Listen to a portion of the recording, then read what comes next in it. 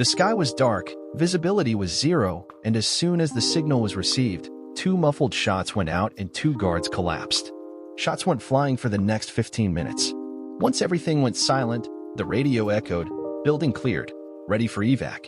14 years later, I was standing at the window of the hotel room. I stare out at the sunset thinking back to how this all started and how I ended up here. Sipping my vodka, I feel the liquid burn as I swallow, just as my memories do of the last several weeks. Still, I have hope that all is not lost. You see, 6 weeks ago, I discovered my wife of the last 12 years was having an affair. The way I found out was by accident, but isn't that the way most clueless husbands find out? By the way, my name is Logan. My wife Jamie and I met our junior year in college and dated up until we graduated. I went into the Marine Corps and she went in search of a job. I knew that I loved her, but didn't want her to marry me while I was going to be stationed to God knows where. I felt it would be unfair to her. So, 5 years later, after finishing my stint as a Marine, I came home and within a few weeks landed a good job with a very large company in their sales group. It seems my boss was also a Marine, and he likes to hire former military types as we tend to be more disciplined in our work ethic. I did well in my job and started to make a name for myself.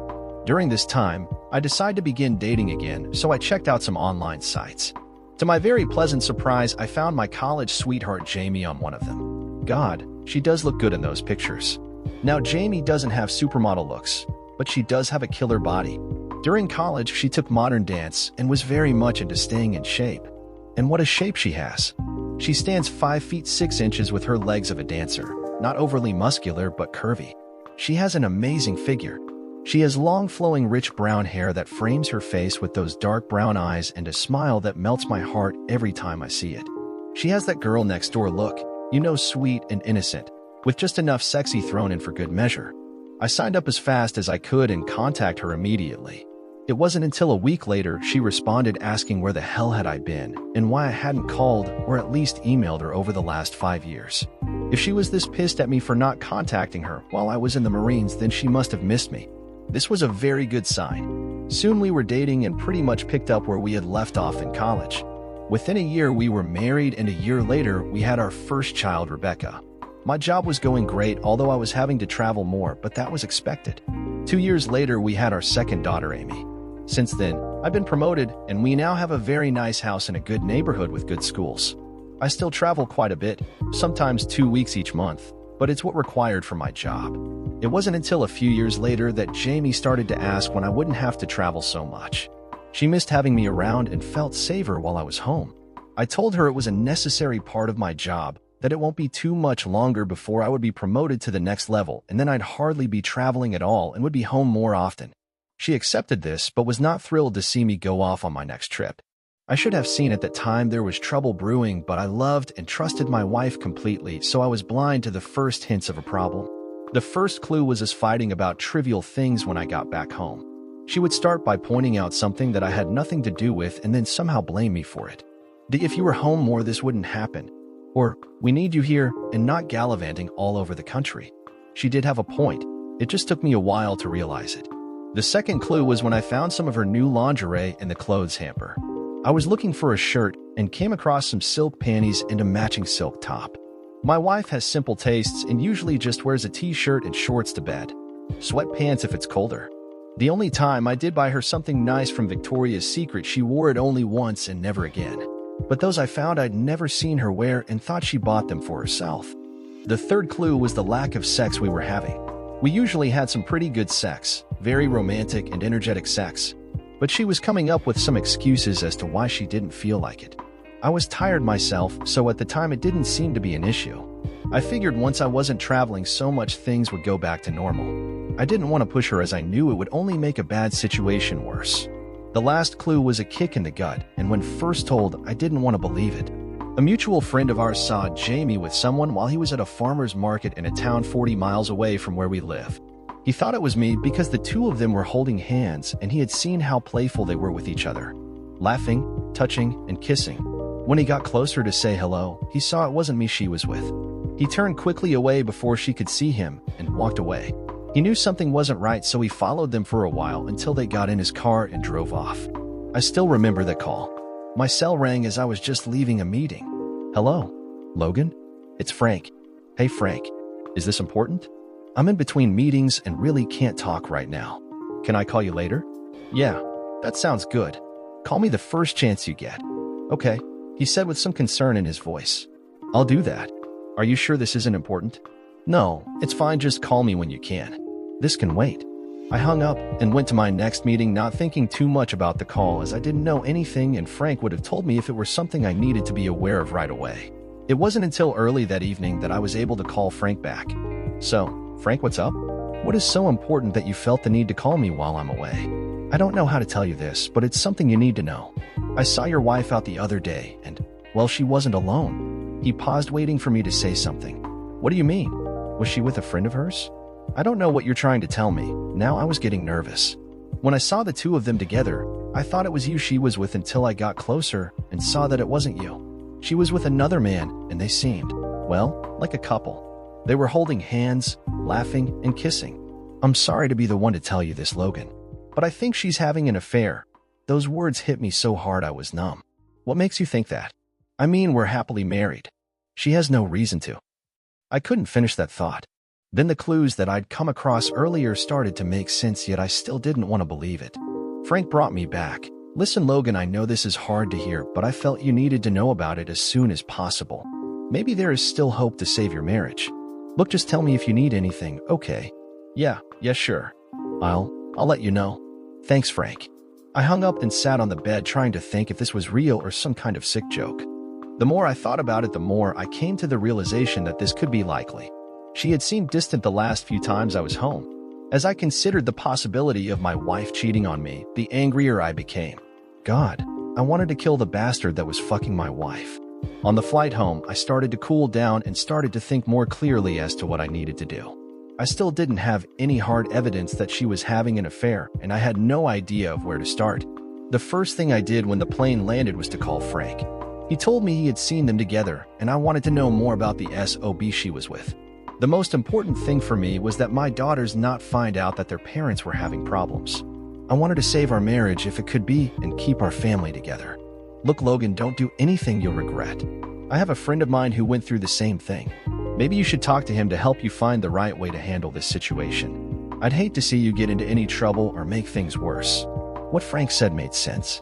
I needed to take a step back and talk to someone who had been through the same thing and could provide some insight on how to prove or disprove that my wife is cheating. The best thing you could do right now is go home and act like nothing is wrong. If she suspects that you know something, it will make it harder to get any evidence against her. I hope I'm wrong, but I know what I saw that day. Frank was right. By the time I got home, I was able to compose myself enough so I could act normally around Jamie and the girls. It wasn't easy, but somehow I pulled it off. Over the next few days, I started to look around the house for clues or telltale signs of her affair. Nothing jumped out at me, but I had this feeling there was something I was missing. Frank called to see if I wanted to talk to his friend, so I agreed to meet them after work at a bar across town the next day. I didn't want Jamie to know what I was up to, so I told her I had some late meetings this week. Entering this dive bar, I found Frank and his friend sitting in a back booth, each nursing a beer. Frank looked up from his drink. Hey, Logan. This is Mark, the friend I was telling you about. We said hello to each other as I sat down across from Frank. Neither one looked happy to be there. Mark spoke. Frank filled me in on your situation. I know how you feel right now, but don't do anything stupid like I did. He looked hard at me. My wife cheated on me with her boss, and at first I tried to win her back, but she didn't want anything more to do with me. So I took what revenge I could short of killing her and her fat-ass boss. Busted his nuts, his kneecaps, and made sure he never walks towards any woman, and even if he manages to do so, it would be useless. However, I ended up doing 5 years in prison and losing everything in the divorce to my wife and the lawsuit to her boss. So, let me be clear, don't do anything stupid. I just nodded my head. If you could have done things differently, what would you have done? I mean, would you have still tried to win your wife back? Would you have divorced her from the start? I would have gone after her boss, but in a more subtle way, so he wouldn't have seen it coming until it was too late. I could hear the contempt and hatred for the man that stole his wife in his voice. As for my wife, knowing what I know now, I would have divorced her ass. Then we began to talk about what I should and shouldn't do. First thing was to get as much damning evidence of my wife's infidelity, so if and when I confronted her, she could not deny it. Second was to talk to a divorce lawyer and see what assets I could protect and what rights I had in this situation. Third was to have a large amount of cash on hand in case she found out about what I was doing and places a freeze on all the accounts and credit cards. Fourth was to get a small apartment or make other living arrangements so if I did decide to walk out, I'd have a place to stay. Those were all good ideas and suggestions, but I thought I could just talk to my wife and get her to stop. As soon as I started to say that, Mark pounded his fist on the table. What part of "don't do anything stupid" didn't you understand? I'm sure her new boyfriend is filling her head with how much he cares about her and that her husband is probably out on his trip screwing some young cocktail waitress or stripper he picked up at some seedy bar. Look, before you do or say anything to your wife, you need to know what she has been doing and what she has been told by this a-hole. Did you serve in the military at all? This question surprised me. Yeah, I was a Marine. But what does that have to do with this? What's the one thing you want before going into battle? I thought for a moment. Good intel about your enemy. Damn right. So, you need some good intel on what has been going on.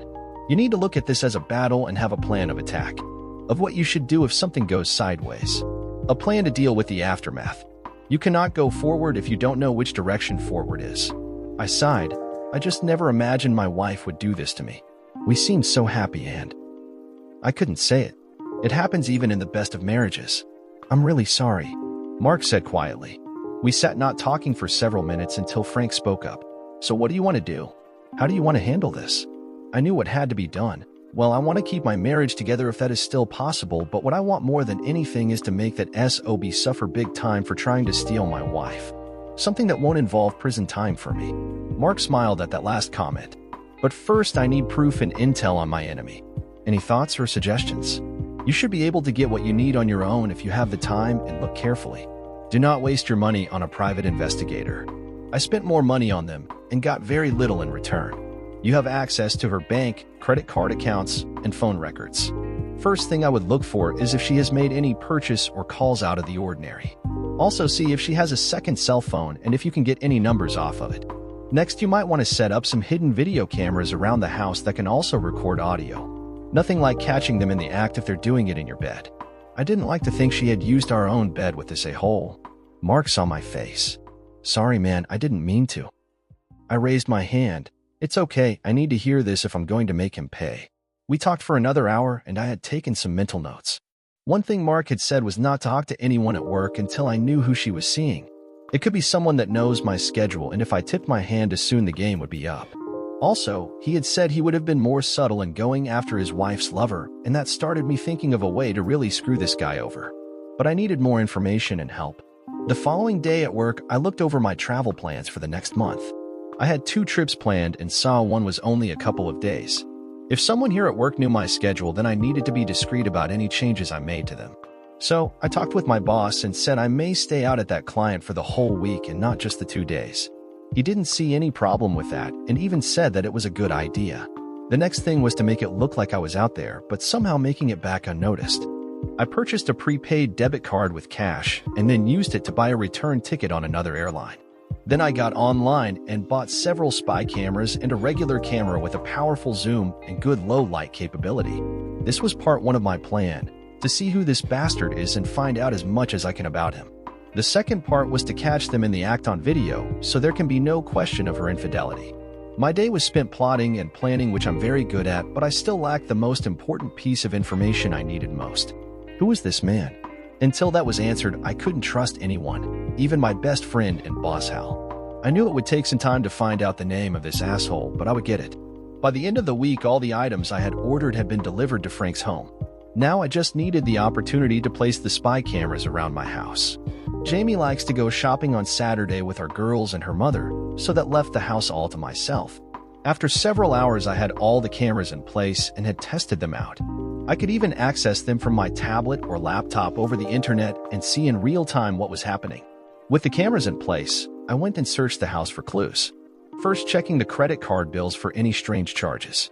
Then going through her closets to see if she had purchased any new clothes that were more revealing or sexy.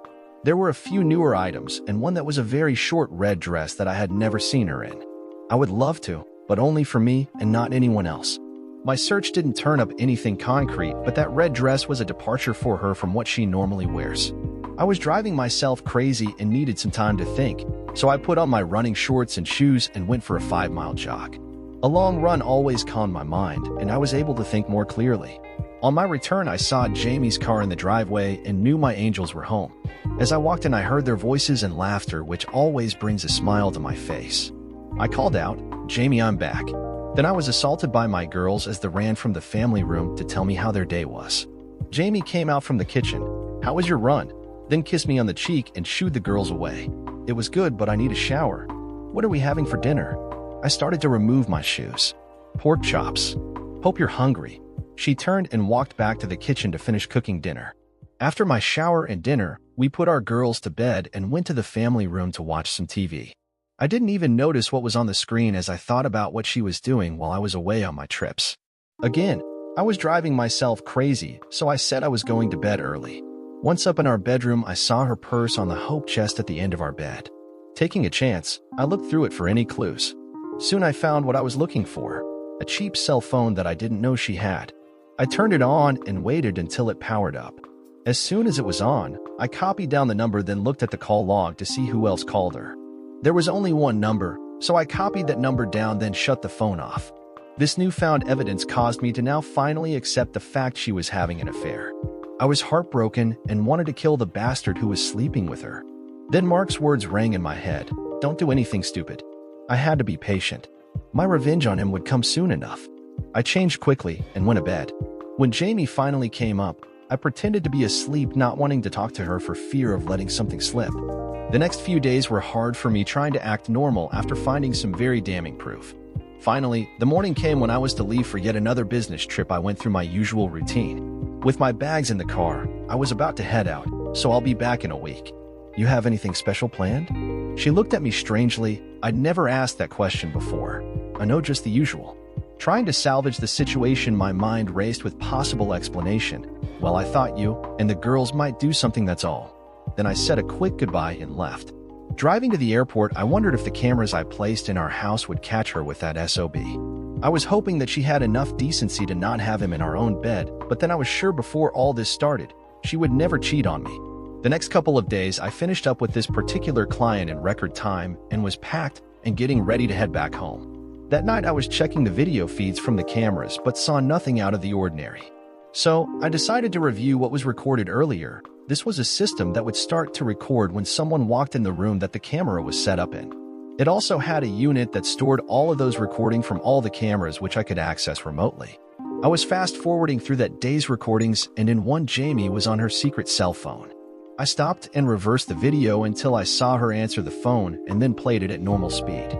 I wanted to hear what she was saying, but the audio was very poor, but I heard enough. "Hey, baby." "No, he'll be gone the rest of the week." "You know we can't do that." "Why not?" "Because one of the neighbors might see you." "Look, I'll meet you at the motel." "No, I won't reconsider." She laughed and then turned her back to the camera so I couldn't hear what else was said. Then she turned back. "Okay, but be discreet and park down the street at the coffee shop a few blocks away. Park there." "Okay, baby. I can't wait. I'll see you tomorrow night." I couldn't believe what I just heard. That SOB was going to be in my house and in our bed. I was now starting to think of where to dispose of his body. Again, Mark's word came back to me, "Don't do anything stupid." I had to force my anger down and wait until the time was right, but I didn't know how much more of this I could take.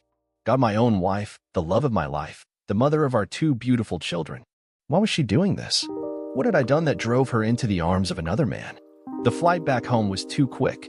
I wasn't ready for what awaited me, so I went to a hotel and thought carefully about my next move. I knew tonight was the night he was coming to my house, and I wanted to see him with my own eyes. Was he someone I knew? Or someone from work? That much I needed to know to help me decide how to proceed. Having no idea of what time he'd be coming by, I did know he was going to park at the coffee shop down the street, so that is where I waited, even though I had no idea what he looked like. To be safe, I rented a car at the airport and found a spot that gave me a good view of the parking lot. I also brought my camera and did a check to see how good the zoom was. I could be at least 100 yards away and get a good close-up view of his face and license plate. It wasn't until around 9 p.m. that a silver BMW M3 pulled into the parking lot. I started to take pictures, and thankfully the lighting in the lot was good, so I had a clear view of his face. It was no one I recognized or had seen before. He parked at the other side of the lot away from the coffee shop, then started to walk towards my house. I had to take a deep breath to control my rage. While I sat there, I was able to access the Wi-Fi from the coffee shop and view the cameras in my house. Watching for several minutes, then saw him enter and give my wife a passionate kiss. My blood went cold, and it took all the self-control I could muster not to run down the street and beat this man to death with just my fists. I sat and tried to listen what they were saying. "Hey baby, I've been thinking about you all day long." He kissed her again. "I sent the kids over to my parents for the night, and my husband won't be back until Friday, so we have the house to ourselves until tomorrow morning." How considerate that she sent the kids away. I saw he was starting to undress my wife right in our living room. She started to do the same, and in just a few short minutes they were naked with the hands all over each other. She pulled back from their kiss. "Let's take this up to the bedroom." And she ran out of sight of the camera towards the stairs. He was close behind her as I listened to them laugh. They left their clothes spread around the floor, which was lucky for me. I got out of my car and walked quickly down to my house. The front door wasn't locked as they were in too much in a hurry to get upstairs. This just made things easier for me. I went right for his pants and found his wallet with all the information I needed plus a little extra. With his wallet in hand, I went to my home office, which is on the first floor on the opposite side of the house from our bedroom, so there was little chance I would be heard.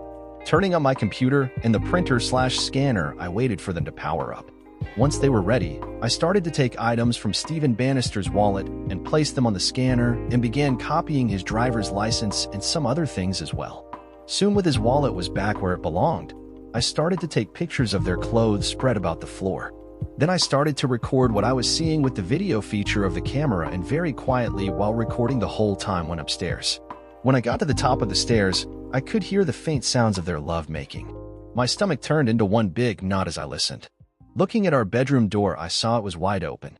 They thought they would have an empty house to themselves, but that wasn't the case. Slowly, I made my way towards the bedroom, hearing their voices getting louder. Then I was in the doorway looking at our marital bed. I saw Steve was on his back laying naked with my wife on top in the classic 69 position while they were pleasing each other. They were so involved in what they were doing that I was able to take a few steps into the bedroom unnoticed. I knew the hidden cameras didn't have the best definition, so wanted to have this in high def. I recorded several minutes of their love making before I thought I had enough, plus I was on the verge of grabbing a baseball bat and beating him to death. Again, those wise words cut through my brain. Don't do anything stupid. So I backed out of the room slowly and left the house. Driving back to the hotel, my mind was a mess and the hate I felt was at an all-time high. I couldn't remember being this mad, and it was starting to scare me. I called Frank, telling him what I had done and all the information that I was able to obtain. "That's great, but you took an awful chance being in the house. Again, I'm sorry about all this. What do you need? I'll give you any help I can." Frank was a good friend. Right now, I just need someone to talk to. I'd also like to talk with Mark again and ask a favor of him. Can you ask him if we could meet this weekend?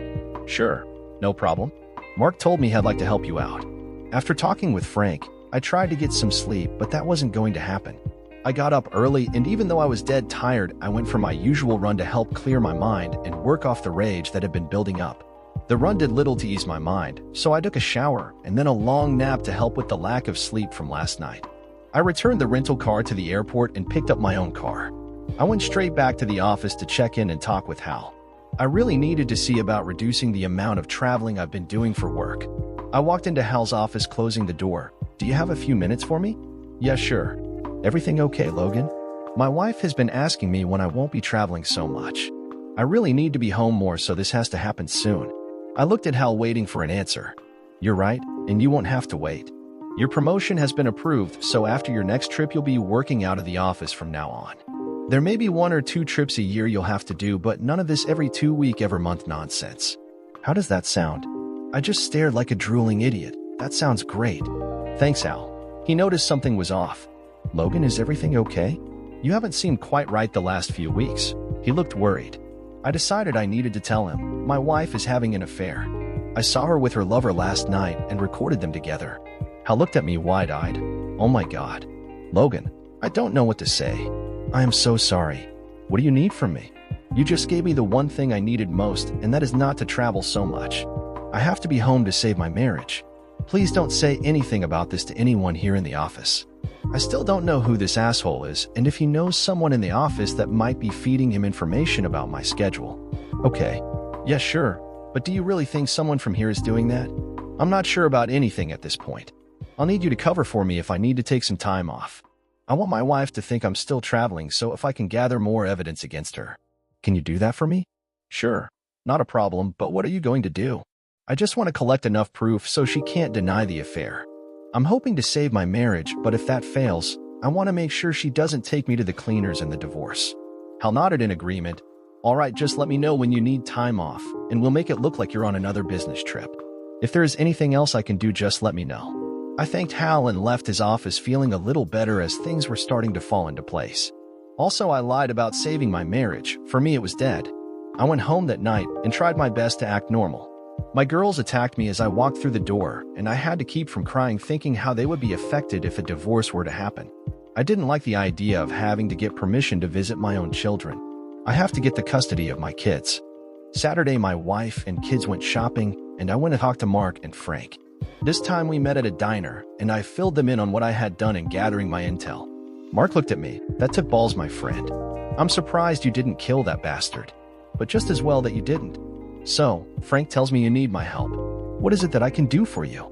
You said you spent some time in prison. I was hoping you might know some people who have certain skills. Both Frank and Mark looked at me with raised eyebrows. For the next hour, I told them of my plan and what I hoped to accomplish with the help of those Mark knew. Once I finished, Mark just smiled. Damn, that is a good plan. I think I know just the man to help you out. If he can't, I'm sure he'll know of others who can. But these guys will want to be paid, so you'll have to work that out with them. I'll make some calls and reach out to some old friends. Okay, great. Here's my cell number. I wrote it down on a napkin and handed to him. Call me when you've talked to your friends. We can set up a meeting to work out the details. We talked a while longer and came up with a few more ideas which I was going to implement as soon as I could. I'd have to make some more online purchases and have them ready for the next phase of my plan. The rest of the weekend went the way most weekends go, with one noticeable difference.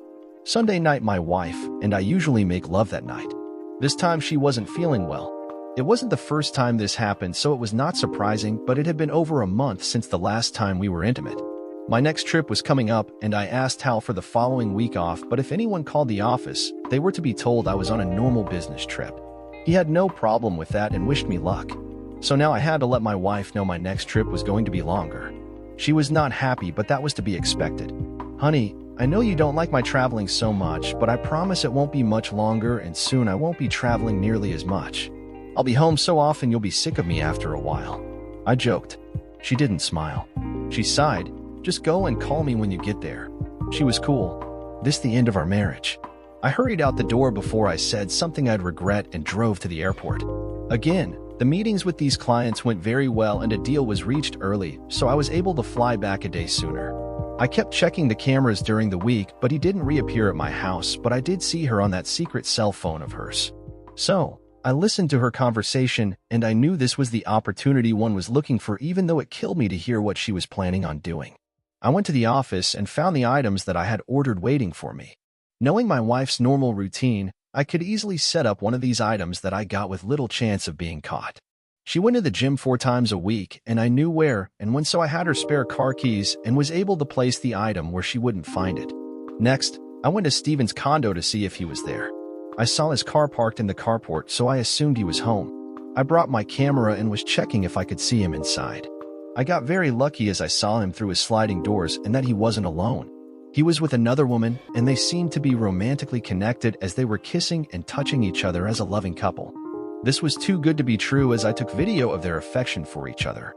When I saw them leaving together, I followed at a safe distance. They went for lunch, and this gave me a chance to place the other item on his car. This was a little more difficult and dangerous if someone saw me, but I was able to do it without being caught. Now all I needed to do was wait. That was the hardest thing for me to do. I got a call from Mark telling me he had a friend I should meet. We agreed to my hotel room since I didn't want to be seen in public with these guys as I was planning on some illegal activities, so the less we were seen together the better. They got to my room and Mark made some quick introductions. This is Joe, and he is a computer hacker that can help with your plan. They nodded in agreement. The next hour, I told them the whole story of my wife cheating and the guy she was doing it with. Then I told them about the revenge I wanted to extract on this asshole, and I wanted it to last for years. Then I showed them the copies of the contents of Steven's wallet that I took. What you are asking for is highly illegal, and if I get caught, I'll be sent back to prison for a very long time. What's in it for me? Joe asked. I thought for a moment, how's $5,000 in cash? Joe answered right away, done, but I want to be paid up front. Half up front and the rest when the job is done. Okay, that'll work. We need to get into his condo so we can access his computer. Also, I want to see if there is any other evidence I can get against my wife. With the information I had on Steven, Joe was able to use my laptop to check what purchases he has made in the past week. What jumped out was the 2 airline tickets to Las Vegas and a hotel room for 5 nights. This is when we would break into his condo, and Joe asked, did I know if he had an alarm system? I told him I didn't know, so he would go and check it out and get back to me. If there was an alarm system, he said his pay for getting us in would have to be increased. I said I would pay him more, but only if there was justification for it. It seems my wife was planning a little trip, and this was going to be her last with this asshole. I checked my tablet to see if my devices that I place in their cars was working. These were tracking devices that I could use either with my tablet or smartphone to see the location of their cars. I also checked the video cameras at home and saw she had packed a small carry-on bag for the trip. The day came and I watched their progress from the comfort of my hotel room. I called Joe, and he agreed to meet later that afternoon. He hadn't seen any alarm systems that were visible but said we had to be careful in any event. We met a few blocks from Steven's condo and went over the plan on how we would get in. One thing Joe learned in prison was how to pick locks. It was just after sunset, and as it was getting dark, which would help keep prying eyes from seeing what we were up to. Joe had his laptop in a messenger bag and had my camera. At the front door of Steven's condo, Joe immediately knelt down and worked on the locks for almost a minute. Soon he had the door open, and we ducked inside, looking around first for any sign of an alarm system. Then once we were satisfied there wasn't one, we looked for Steven's computer. Fortunately, it was sitting out in the open, and Joe went about doing his thing. Wait, I said as I slowly made a video recording of where everything was in the room. I want to be sure we leave everything as we found it. Joe nodded, good idea. If he doesn't see anything out of place, he won't know someone was here. The more time for this plan to screw this guy over. I like it. Okay, let me do my magic. Why don't you look around and see if there is any incriminating evidence here? I started to walk around his place and see if there was any sign of what he had been doing. Looking through his mail, I noticed his bank statement, credit card bills, a few other bills, and the usual junk mail. I walked into his bedroom taking video as I went. The one thing that stuck out was how clean this place was and the nice furniture. It all looked to be high-end and expensive. I still had no clue as to what this guy did for a living, but it had to pay pretty well. I heard Joe say, pay dirt. I walked back to the living room. I got in no problem and found he does a lot of bill payments online. Also, I found his checks and extra credit cards. I was hoping we'd find these. I brought my card reader that will record all the information from the magnetic strip, and then I can make copies of his credit cards so anyone who has one of these copies can use it for online purchases and such. His cards could be maxed out in just a few short hours. Joe was grinning. Can you empty out his bank account? Not a problem. I'll do it from this computer so it looks more legit. The bank may call here asking to verify the transaction. Will that require any sort of password for them? Not normally, but they might ask for his social security number, which you have. It was one of the items I'd copied from Steven's wallet. What a dumbass. Okay, do whatever it is you do, but I want to wait until the last possible moment to wreak havoc on this shithead. Let's empty his bank account now, then we'll fuck up his credit cards the day he is due back from Las Vegas. I like it. A nice little homecoming gift. Joe was starting to get into this. Just make sure none of this can come back on us. Okay. Man, that's a given. I do not want to do time again, and I'm covering my tracks as I go. Why do you think we're wearing these latex gloves? Joe raised his hand and wiggled his fingers, showing me the blue glove he had on. I went back to search through his bedroom and didn't find much until I looked in the back of his closet. I found a shoebox with several recordable DVR discs. They were labeled with the names of women. As I pulled out the box, I dumped it on his bed and started to sort through them. I didn't recognize any of the names until I saw Jamie's. That bastard had recorded the two of them together. But why? You better come see this, Joe said. I went back to the other room. What did you find? It seems your boy is into blackmail. He has a number of videos of women being screwed by Steven. You can clearly see the women's faces in the videos, but he has the camera at such an angle you can't see his. From some of the emails he's received, some of the women are asking for more time to pay him. My guess is he beds married women with children, then breaks up with them, and then starts to blackmail them with these videos. None of them wants to get a divorce, especially if these videos could be used against them in court. He's a real sweetheart. Well, payback is a bitch. Does he have all these videos on his hard drive? I'm not sure. Well, I found a number of DVRs in his closet, so my guess those are the only copies he has on disk. When you're done, wipe his hard drive clean so there is nothing on it. Did you find a backup drive? No, but that doesn't mean he doesn't have one. Let me look around and see if I can find it. I went back to the bedroom and gathered up all the DVRs and used a backpack that I found in the closet to carry them in. I looked around the room some more, but was unable to find any other evidence, so I went back to see how Joe was doing. You were right. I found his backup drive. Good. Do a full backup, wipe the drive on his laptop, and we'll take his backup drive with us. But if we do that, he'll know someone was here. I know, but it can't be helped. With his blackmail scheme ruined, it will cut him off from this money coming in and bankrupt this bastard. I'd also like to let these women know they don't have to worry about him anymore. Which reminds me, print out all the emails you find from these women. I'll set up an email account and let them know they don't have to pay this asshole any more money. Okay, you're the one paying me. I can set up that email account from his computer if you'd like. Do it. As he finished up, and I did another once around the place before we locked up and left quickly. Once back at the cars, I handed Joe an envelope with the rest of his money. Thanks for your help. I'll call you when I want you to max out his credit cards and completely screw this guy over. Okay. We shook hands. It'll be my pleasure. Hope things work out for you and your wife. With that, he drove off. I went back to my hotel and started to put the rest of my plan in motion. First, I called my in-laws to see if they had my children. My father-in-law answered, "Hello? Dad, it's me, Logan. I just wanted to see how the kids are doing. Hope they aren't giving you and Mom too much trouble," I said with some cheer in my voice. "Logan, they're both being little angels. Hope Jamie is having fun on her girls' weekend. Have you talked with her today?" "No, not yet. That was going to be my next call. I just wanted to make sure the girls weren't causing any problems. I knew they wouldn't. They love staying at their grandparents' house." So, after taking with Jamie's dad, it was clear he had no idea she was in Las Vegas screwing another guy. What a piece of work she is. My next call was to the house, which I knew she wouldn't be there, so I left a message. Then I waited an hour, and when she didn't call me back, I called her cell. Again, she didn't pick up, so I left a message saying I was worried. That I had called the house, and you didn't answer or called me back, and now you don't answer your cell. Please call me just so I know you're okay. I also added that if I didn't hear from her within the hour, I was going to call her parents. 15 minutes later, my cell phone rang, and surprise, it was Jamie. "There you are. Is everything okay? I called the house, but you didn't answer." "No, everything fine. I was out with a few friends, and I took the girls over to my parents. I just wanted to get out of the house for a bit. That's all." She sounded a bit tense. "I can understand that. Well, I'll be home in a week, and maybe we could have our own night out. What do you think?" "Oh, sure, that would be nice." There was uncertainty in her voice. "Jamie, is everything okay? I mean, you don't sound too excited about going out with your own husband." I was toying with her, trying to make her nervous. "Oh no, I'm just tired. I think I'll go to bed early tonight." She was trying to end this conversation. "Sure, babe. I'll let you go. Sleep well. I love you." We hung up. My anger was returning with a vengeance, but I made myself calm down. Again, I didn't sleep well, and so I was up early doing my morning run. I got back to my hotel room and took a nice long shower. Afterwards, I called the office and checked if anything needed my attention, but all seemed to be going smoothly there. Then I got the call every parent fears. Rebecca was injured at school and had to be taken to the hospital. At that moment, nothing mattered to me more than the safety of my child.